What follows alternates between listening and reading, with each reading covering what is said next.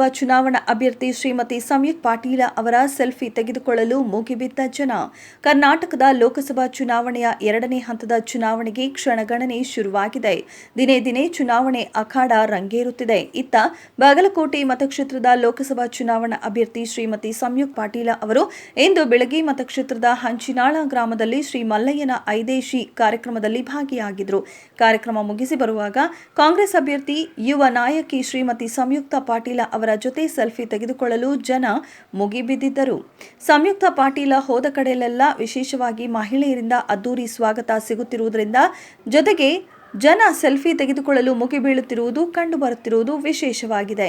ಸಂಯುಕ್ತ ಪಾಟೀಲ ಅವರು ತಮ್ಮ ನಡೆ ನುಡಿಯಲ್ಲಿ ಜನರ ಪ್ರೀತಿ ವಿಶ್ವಾಸ ಅದೆಷ್ಟು ಗಳಿಸಿದ್ದಾರೆ ಎನ್ನುವುದಕ್ಕೆ ಸಾರ್ವಜನಿಕರು ಸಂಯುಕ್ತ ಪಾಟೀಲ್ ಅವರಿಗೆ ತೋರುತ್ತಿರುವ ಪ್ರೀತಿ ಅಭಿಮಾನವೇ ಸದ್ಯ ಸಾಕ್ಷಿಯಾಗಿದೆ.